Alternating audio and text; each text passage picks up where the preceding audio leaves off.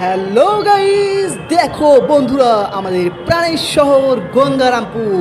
দেখো বন্ধুরা, কত সুন্দর আমাদের ইন্ডিয়ান ফ্ল্যাগ হাওয়াতে উড়ছে, দেখে খুবই সুন্দর লাগছে।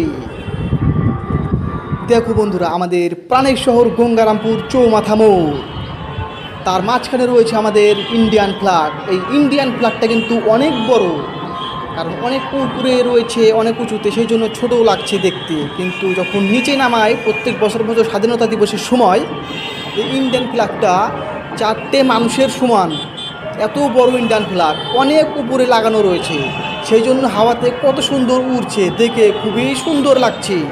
বন্ধুরা, যারা যারা গঙ্গারামপুরে আসেনি তারা অবশ্যই আমাদের এই গঙ্গারামপুর চৌমাথা মোড়ে এসে অবশ্যই এই ইন্ডিয়ান ফ্ল্যাগকে ফলো করবে। আর গঙ্গারামপুর চৌমাথা মোড়ে একটি টাওয়ার রয়েছে মাঝখানে, সেখানে সবাই ব্লগ করতে আসে, ভিডিও করতে আসে, ভিডিও শ্যুট করতে আসে। তোমরা অবশ্যই এখানে আসবে ভিডিও শ্যুট করতে। আমাদের গঙ্গারামপুর প্রাণের শহর খুবই সুন্দর, আমাদের প্রাণের শহর গঙ্গারামপুর টাউন খুবই এক সাজানো গোজানো।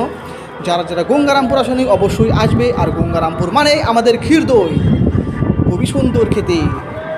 ভালো থেকো, সুস্থ থেকো, আবার দেখা হবে পরের শর্ট ভিডিওতে।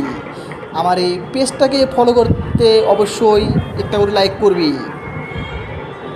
অবশ্যই বন্ধুরা আমার এই পেজটাকে ফলো করবি, এরকম আরও মজার মজার ভিডিও আনবো। ভালো থেকো, সুস্থ থেকো, আবার দেখা পরে শর্ট ভিডিওতে। জয় হিন্দ।